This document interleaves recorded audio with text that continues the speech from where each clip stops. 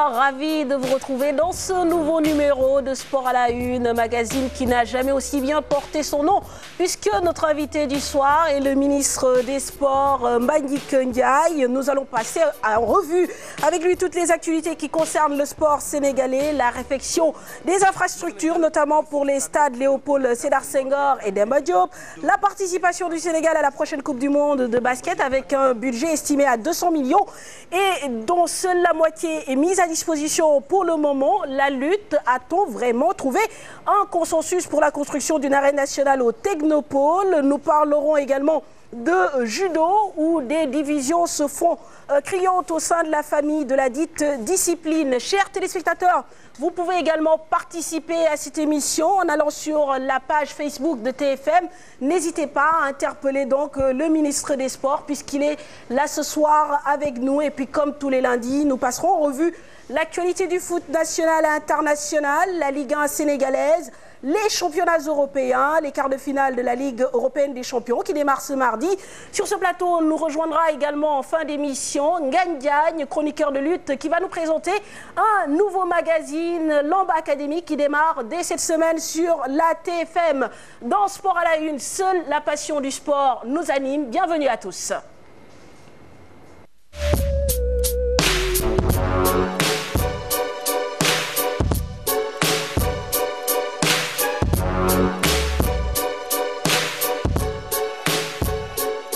Bonsoir, passionné de sport, cher Tidiane Diao. Bonsoir, Mame Fatou Ndoye. Bonsoir à Monsieur le ministre et tous les téléspectateurs qui nous regardent actuellement. Monsieur le ministre, j'imagine que vous êtes tout aussi passionné. Bonsoir. Non seulement je suis passionné, mais je suis un professionnel du sport. Donc bonsoir. Bonsoir, Monsieur le ministre.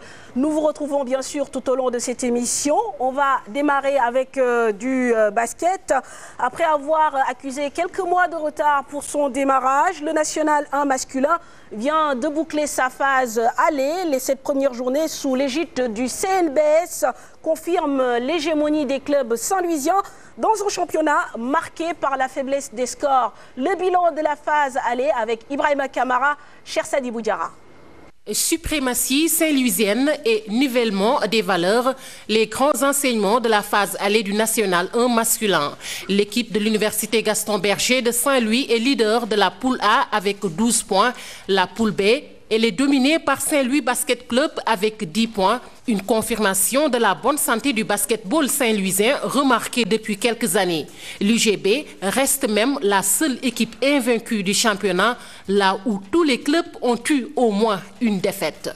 Saint-Louis Basket Club joue la bonne surprise à mi-parcours 2 ans après son accession à l'élite. Les promus ASC Thiès et Dissau font eux un dur apprentissage du National 1. Ils sont derniers de leur poule avec les plus mauvaises défenses.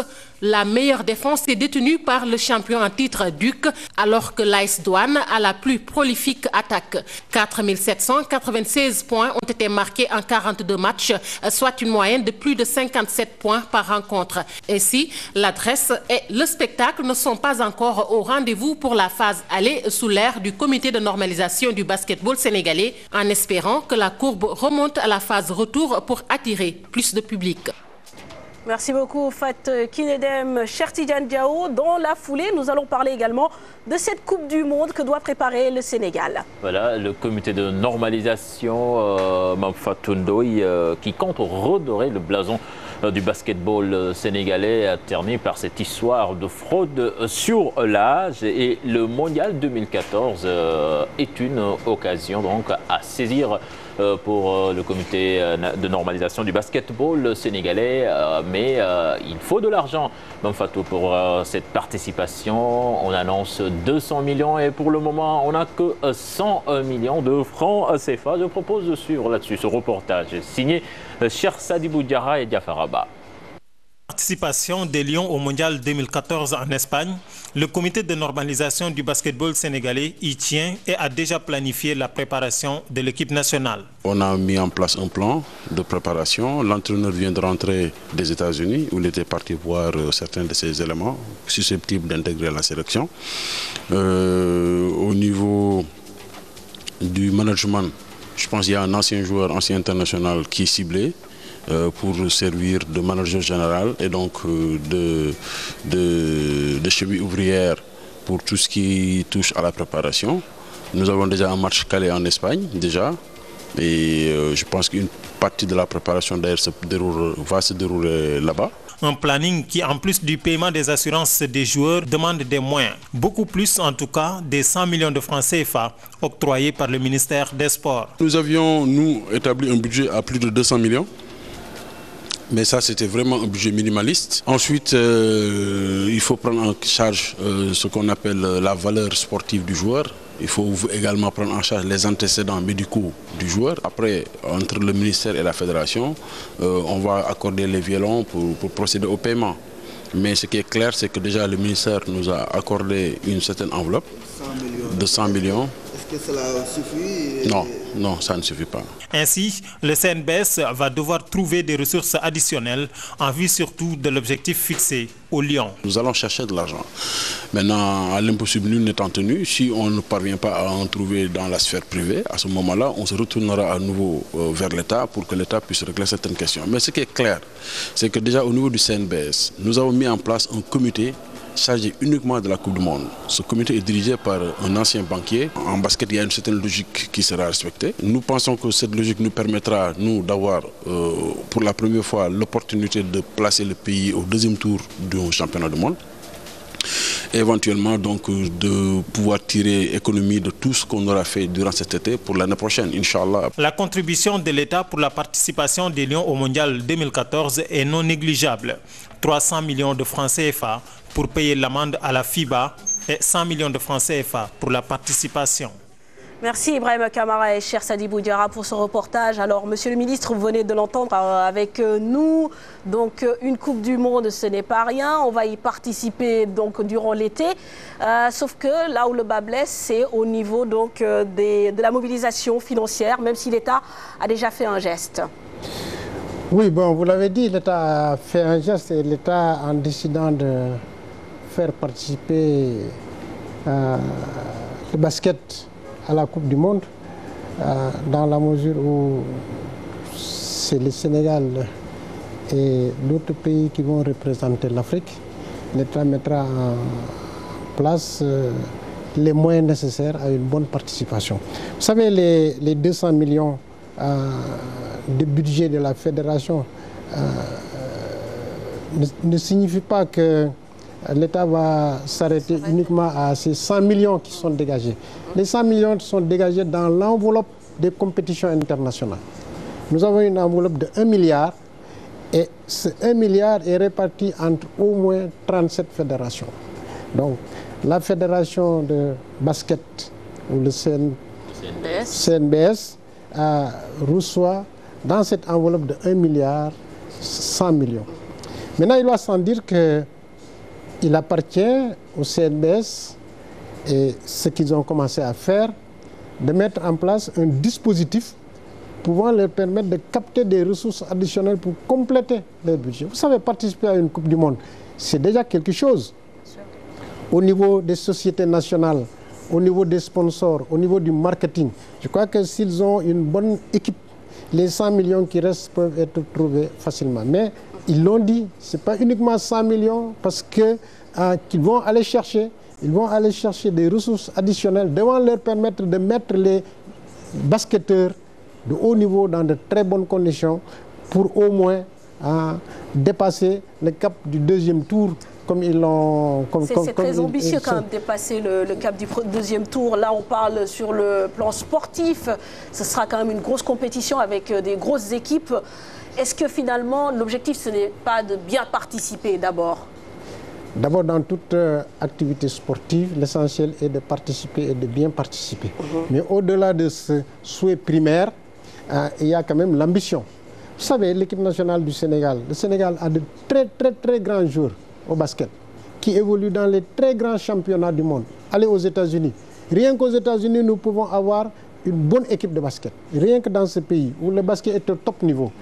Voilà, monsieur le ministre, on y reviendra tout à l'heure. Mais concernant cette participation du Sénégal, il y a beaucoup de voix qui se sont élevées pour dire qu'elle n'était pas opportune, alors que On sait qu'au Sénégal, le basket a d'énormes problèmes, notamment sur le plan des infrastructures. Là également, on y reviendra. Et vous, qu'en pensez-vous exactement? Bon, moi je pense, honnêtement, si on fait une activité sportive, c'est pour atteindre des objectifs.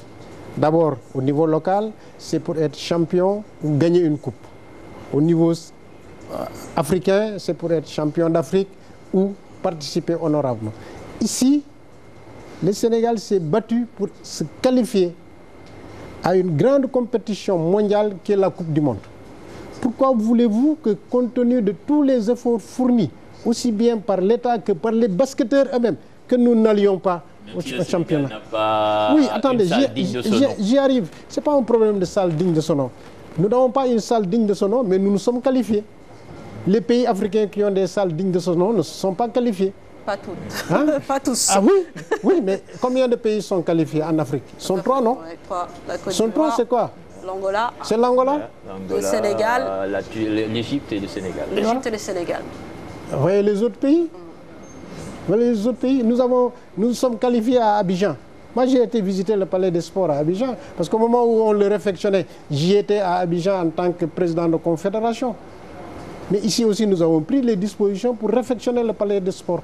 Non seulement réfectionner Marius Ndiaye, mais dans le cadre du programme de développement des infrastructures initié par le président Macky Sall, dans l'axe qu'on appelle le pôle de développement sportif de Diamniadio, nous avons prévu un palais des sports. Nous aurons l'occasion de parler, puisqu'il y aura un pan large de cette émission qui sera consacré aux infrastructures. On a remarqué que même chez les internautes, c'est un débat qui suscite beaucoup de passion. Par contre, est-ce qu'on peut dire aujourd'hui que cette participation à une Coupe du Monde nous a coûté une fédération, puisqu'il a fallu enlever une fédération, mettre en place un comité de normalisation et payer une amende au niveau de la FIBA? Ça ne nous a pas coûté une fédération. Ce que ça nous a coûté, c'est que des joueurs, une équipe, s'est battue pour se qualifier, avec les moyens de l'État. Par contre, ce que vous venez de soulever, il est dû à un management de l'ancienne fédération, des anciens dirigeants, qui, à un moment donné, ont fait des actes délictuels à des compétitions différentes. Cette compétition, pour laquelle nous sommes qualifiés en Coupe du Monde, est une compétition de niveau supérieur. C'est les championnats d'Afrique. À la suite des championnats d'Afrique. Bon, ce qui nous a amené ces problèmes de retrait de pouvoir à l'ancienne équipe dirigeante, c'est dû à des actes délictuels commis à un moment T pour une activité A. Et vous avez pris vos responsabilités? Entièrement. Entièrement. Et je les assume. Alors justement, aujourd'hui, c'est une structure d'exception qui gère le basket parce qu'il faut qu'on passe à d'autres disciplines. Est-ce qu'il y a un calendrier pour revenir à une fédération et revenir un peu à la normalité? Écoutez, quand nous avons pris, après une mûre analyse et après une bonne analyse de la situation, quand nous avons pris nos responsabilités pour retirer la délégation que nous avions donnée à l'ancienne équipe, nous en avions mesuré toutes les conséquences. Et avant de le faire, je tiens à le préciser ici. Et je peux vous donner au moins les moments précis. Vous savez, quand le président de la République inaugurait l'Institut Djambar, ce jour-là, j'étais dans le cortège présidentiel. Mais j'étais obligé de me rabattre et de discuter avec M. Beaumont, de la Fédération internationale de basket, qui en est le secrétaire général. Pendant 45 minutes, nous avons passé en revue toute la situation du basket au Sénégal. C'est une situation lamentable, une situation qui a gêné les plus hauts... Vous parlez de la fraude sur l'âge, voilà, ou bien... justement. La fraude sur l'âge et le management de la fédération. Vous savez, décrié par la FIBA. Par la FIBA. Vous savez, la fédération est restée 2 ans sans payer les cotisations. C'était un motif de non-participation à des compétitions. Vous savez, la fédération a eu des sanctions parce que son équipe participait à des championnats. Mais alors corps défendant est arrivé. Oui, le forfait, je veux dire. Mieux que ça, du point de vue de l'administration pure et dure dans la fédération, il y avait des failles. Mais ce forfait-là, est-ce qu'on peut l'imputer à la fédération? Mais on ne peut que l'imputer à la fédération, dans la mesure où cette fédération avait déjà pendant au moins 6 mois le calendrier. Cette fédération avait au moins pendant un temps T les activités qu'il devait mener et programmer, qu'il ne l'a pas fait et qui a attendu le dernier moment pour le faire. Mais vous savez, c'est des problèmes de gestion quotidiens que nous avons. Ministre, à leur corps défendant finalement les problèmes auxquels a été confrontée cette fédération, c'est le même problème auxquels sont confrontés tous les autres sports du Sénégal, dépendants de l'État par ailleurs. Vous parlez de cette Coupe du Monde, mais c'est sous l'égide de cette fédération que nous nous sommes qualifiés quand même à cette Coupe du Monde. Non, attendez. La faute n'incombe pas à l'État du Sénégal. C'est-à-dire que chaque année, en début de chaque année, l'État met à la disposition des fédérations ou du ministère d'une manière générale un budget. Et les fédérations, à l'avance, reçoivent du ministère une lettre qui leur demande de faire leur programmation. Cette programmation, très souvent, parce que je te parle en professionnel, très souvent nous courons derrière les fédérations pour les relancer. Et si l'arbitrage budgétaire arrive avec beaucoup de retard, c'est dû aux lenteurs des fédérations. Ça posait la question au comité olympique, posait la question au comité. Voyez les fédérations qui viennent en retard et pour lesquelles l'arbitrage ne peut pas avoir. L'un dans l'autre. Moi, je pense que le sport sénégalais rencontre des problèmes d'administration. Ça, il faut avoir le courage de le dire. D'une manière générale, nous avons des problèmes d'administration. Et c'est pour ça que l'État du Sénégal est en train, à travers un programme de formation, de voir comment reprendre toutes ces choses en main et de faire en sorte que nous ayons des administrations performantes au niveau des fédérations, mais des administrations pas à la page, mais des administrations qui suivent vraiment le bon fonctionnement moderne des administrations. Mais à l'heure actuelle, allez dans la plupart des fédérations, elles ne pourront pas vous dire exactement le nombre de licenciés d'il y a 4 ans. Mais bref, tout est manuel. Tout est à faire alors. Tout est à faire. D'accord. Tout est à faire. Tout à l'heure, Mamfatou vous a dit que c'est une structure d'exception qui gère le basketball sénégalais. Mais vous, est-ce qu'au niveau de la FIBA Monde, vous êtes accordé sur le terme de... J'expliquais et voilà. Vous m'avez interrompu.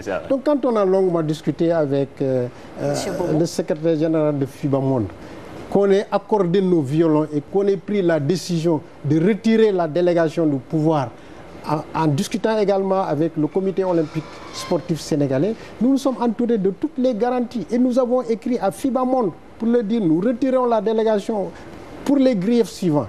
Au terme de tout ça, FIBA Monde nous a dit ok, nous sommes d'accord. Ils n'ont pas brandi de sanctions. Les sanctions brandies, mais actuellement, le secrétaire général de FIBA Monde, de la fédération, le président du comité de normalisation vient de l'Assemblée générale de FIBA Monde.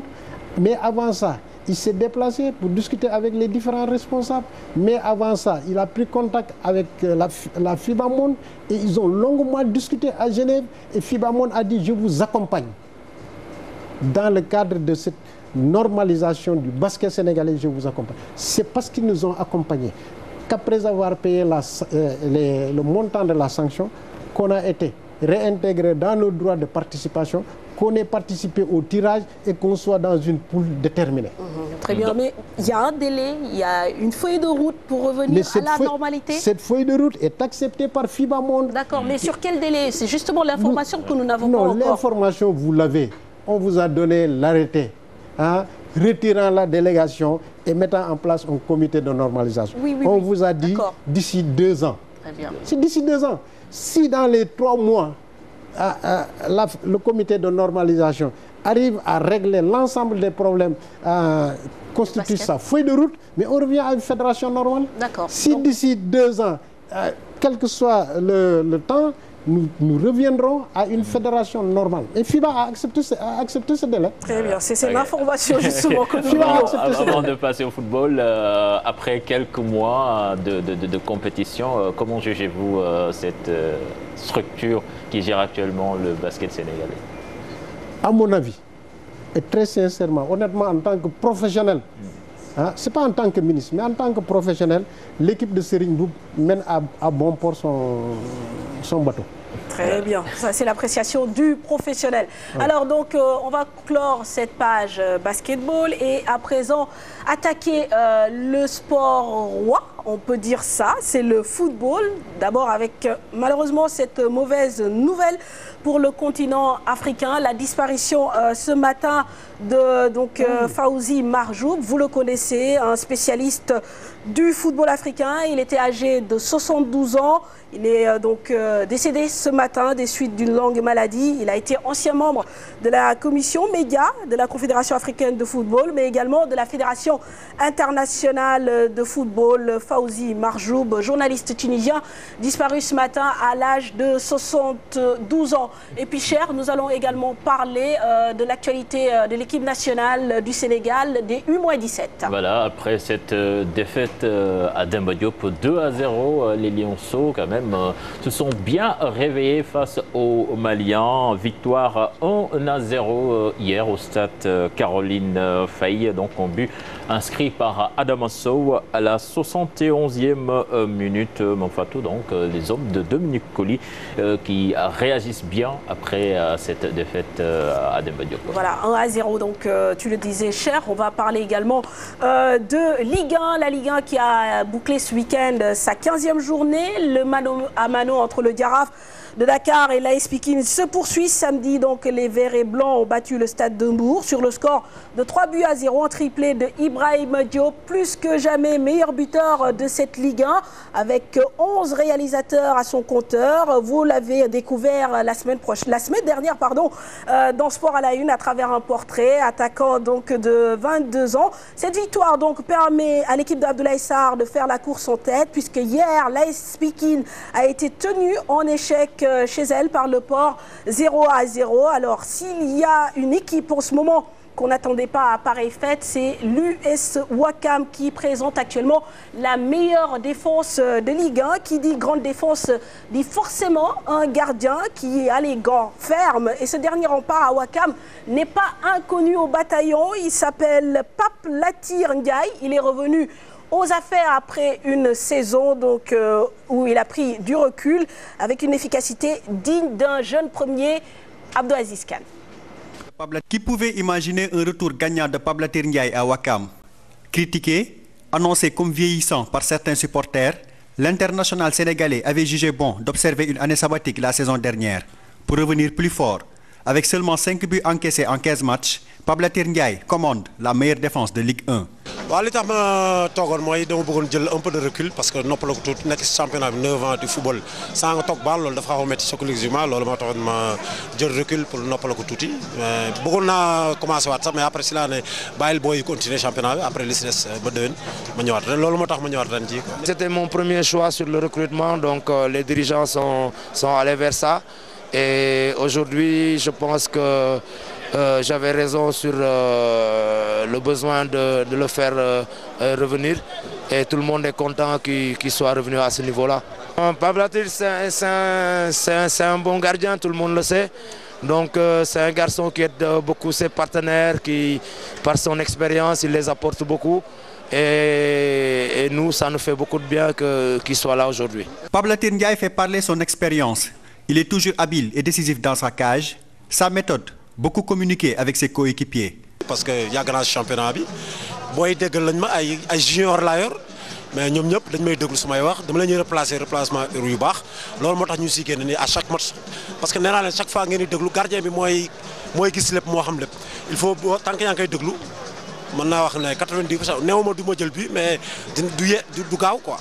Non, vous savez, le charme de la vie en général, c'est que les gens ils sont pas tous pareils. Chacun a sa façon d'être.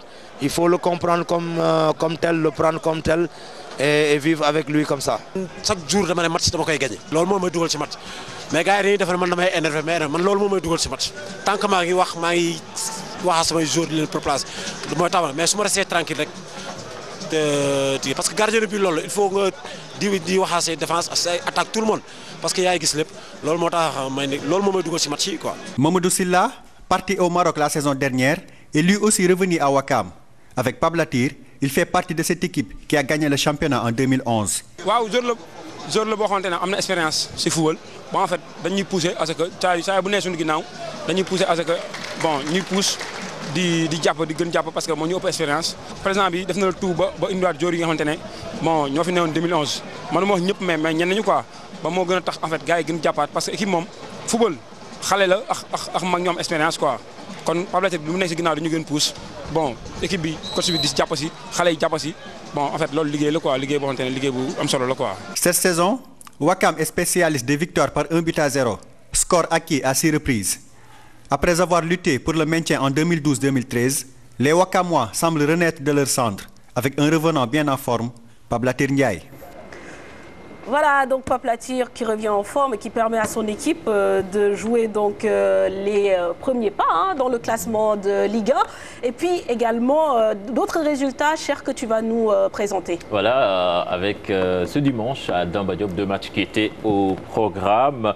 Yego Suneor, duel de bas de tableau. Donc, dans ce match-là, il n'y a pas eu de vainqueur. 1 but partout. De même que ce match entre Niary Tally et l'Olympique de Ngor. Je vous propose de suivre donc le compte-rendu de cette rencontre signé Pape Khalingaï et Daouda Sow.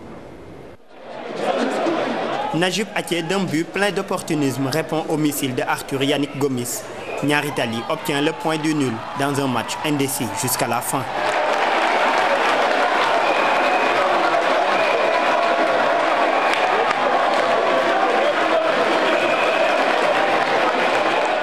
On l'a échappé. Tout au début, c'était pour prendre les 3 points. Mais avec le 1 point, comme ça dit, on dit waouh, et on prend et on s'en va. Et on ne perd pas l'autre match. Depuis, pratiquement, c'est le même problème qui se pose depuis le début de la saison. À chaque fois, il y a l'opportunité pour mettre 1 voire 2 buts de plus. Mais chaque fois, on pêche dans ce dernier geste. Mais bon, on va continuer à y travailler pour les prochaines sorties, quoi. Côté Ngorois, l'on se satisfait de ce point, pris à l'extérieur. On a très bien joué, l'équipe de Niary Tally également. Donc l'essentiel pour nous, c'était d'avoir au moins 1 point. Là, bon, je suis satisfait vraiment de l'équipe et du comportement des joueurs.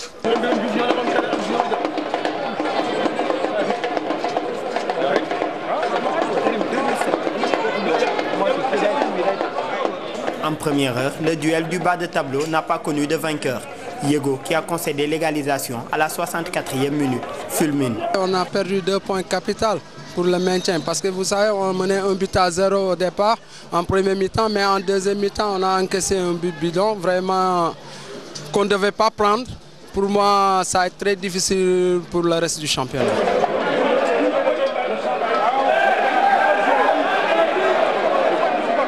Suneor grappille un bon point dans l'optique du maintien. L'adversaire était largement à notre portée, mais malheureusement, souvent, les garçons ont confondu vitesse et précipitation.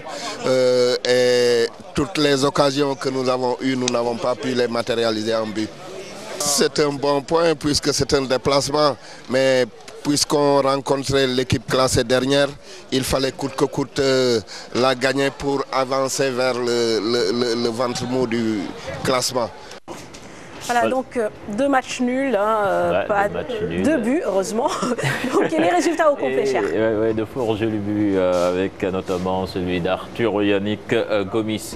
Mamfatou, donc le récapitulatif avec Luzo qui bat la ligne garde de Saint-Louis 1-0. Djaraf qui s'impose 3-0 face au Stade de Bourg. NGB Olympique de Ngor, 1 but partout. Kaza qui bat Djambar 1-0. Donc les 2 derniers champions du Sénégal. AS Pikine, Port Autonome de Dakar, 0 but partout. TK qui bat le Dakar Université Club 2-1.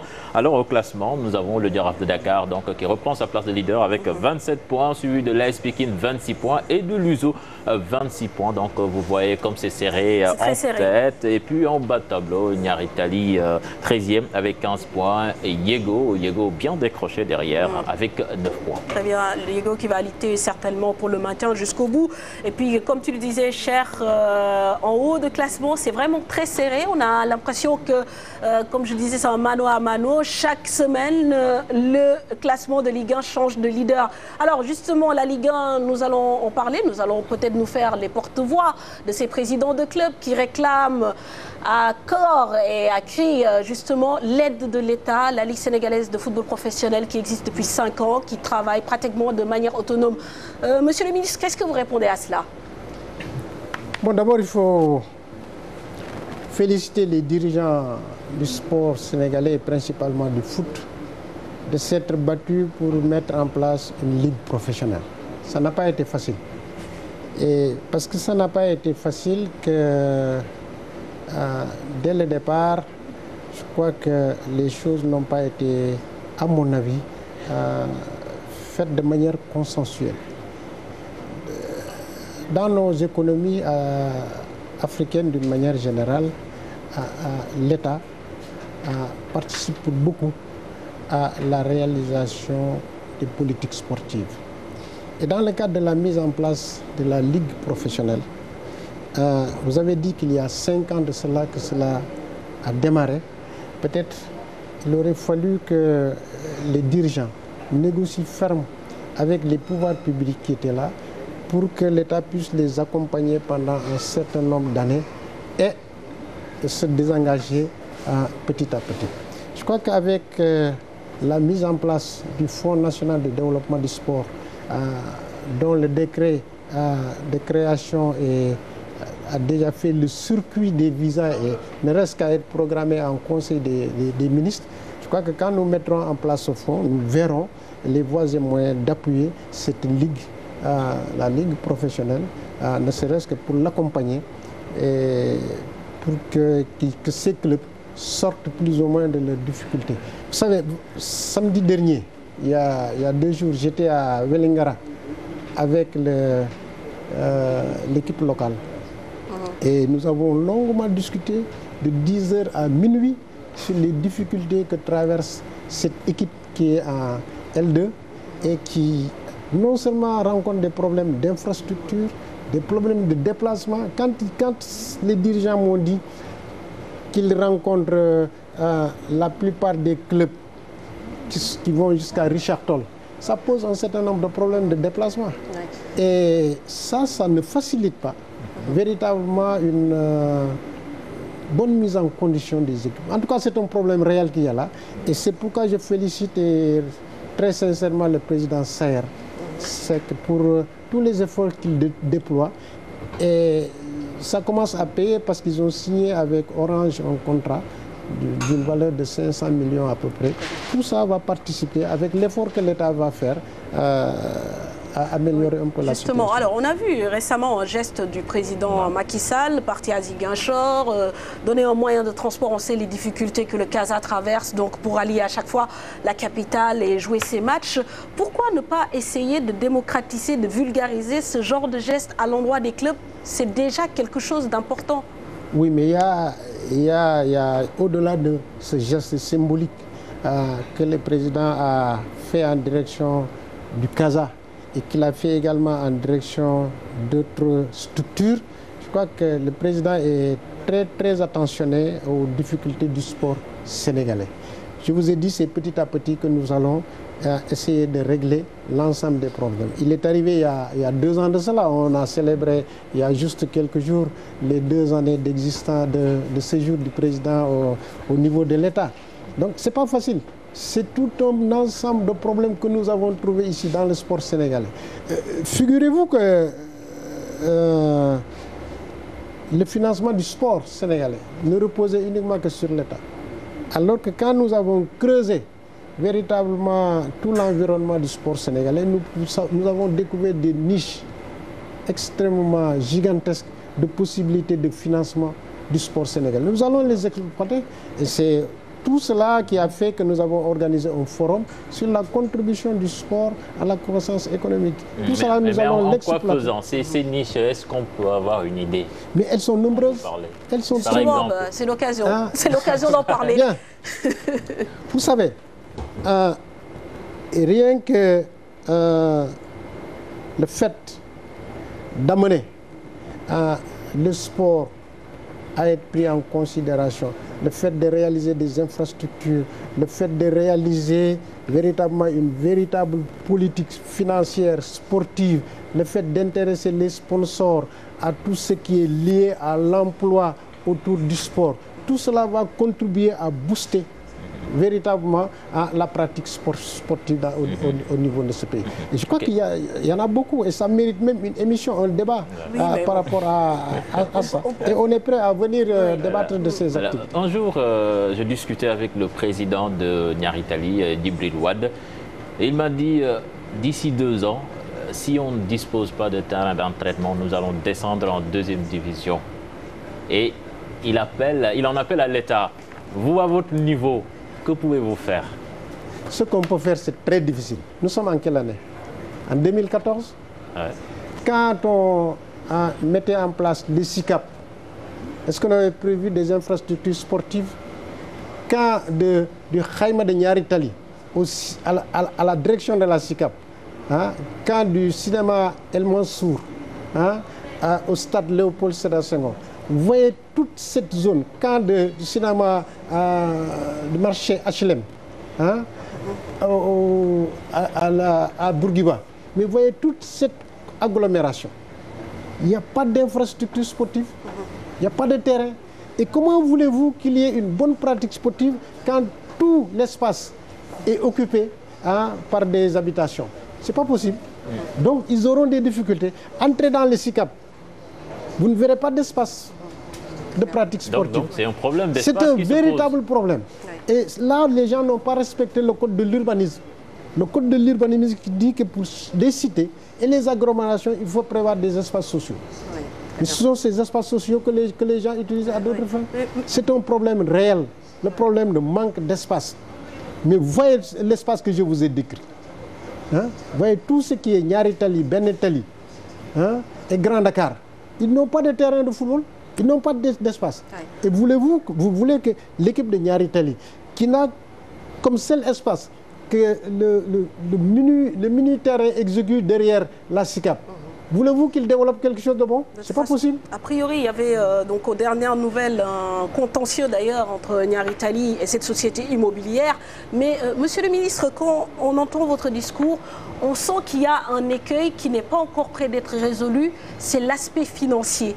Puisque la LSFP en demande de l'aide, vous parlez d'un fonds national, mais ça, a priori, c'est sur le long terme. Alors que cette Ligue sénégalaise, quand même, génère, comme ils le disent souvent, 1000 emplois. Donc, aujourd'hui, est-ce qu'il y a un geste à attendre immédiat?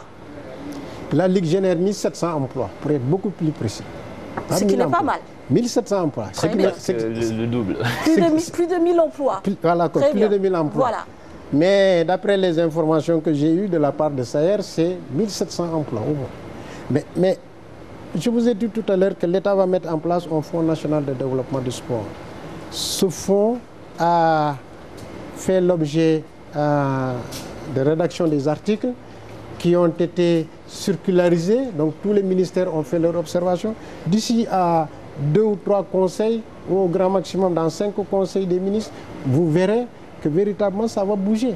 Parce que dès que le décret est signé en Conseil des ministres, une dotation de première mise sera faite et une répartition de la nomenclature budgétaire de ce fonds sera étudiée. Et sur ça, ce n'est pas dévoiler un secret, mais il est prévu quand même d'assister, d'apporter un soutien aux différentes structures. Et peut-être la Ligue professionnelle en fera partie. Très bien. Donc la Ligue professionnelle en passe d'attendre de l'aide de la part de l'État. C'est important. Alors, nous allons parler également d'infrastructure, Monsieur le ministre, parce que c'est un problème, un grand problème pour le Sénégal. Vous en parliez tout à l'heure, mais auparavant, nous avons interrogé des acteurs sportifs qui donnent leur point de vue à travers ce reportage de Abdou Aziz Khan. Dans son stade, Léopold Sédar Senghor est fermé depuis plus d'1 an et les travaux sont toujours en cours. Demba Diop attend la fin du championnat pour faire sa toilette, une situation qui divise les acteurs sportifs. loolu moom lu ñu metti la parce que Sénégal am benn stade xam bu baax loolu moom yenuwul maanaa sax parce que ay boo demee ay Mali club bu nekk am na stade am nga dem Burkina Faso club bu nekk tam am na stade am ay terrain d'entraînement sax dañ ko am mais ñun Sénégal defe naa ñun dañ xaw a tardé si domaine boobu parce que benn stade bu stade de l'amitié loolu c'est pas normal moo waral la bi ñuy suspendre équipe nationale loolu moo tax amuñu fi ñu jugee ñu dem Maroc. Si on investit dans les infrastructures et dans la formation des cadres, je pense que on pourra espérer des lendemains meilleurs. Mais bon, les gens, le gouvernement, la fédération, tous ceux qui sont là sont en train de travailler pour que le football aille de l'avant. Donc il n'y a pas de raison de ne pas croire que ça va bien marcher dans quelques années. Les sportifs ne manquent pas d'interpeller l'État sur sa politique des infrastructures. Mais écoute, l'État du Sénégal doit prendre ses responsabilités par rapport à ça et s'investir dans le sport. Quand je dis dans le sport, je dis dans tout le sport, que ce soit dans le football, que dans le basket, qu'on crée des stades de basket, de football, que tout le monde puisse donner ce qu'il a envie de donner dans le sport et pour que le Sénégal aussi puisse avoir des résultats dans le sport. Parce que quand on manque d'infrastructures, on ne peut pas demander des résultats au sport. Parce que autorités yi surtout Macky war na gaaw si loolu defar stade yi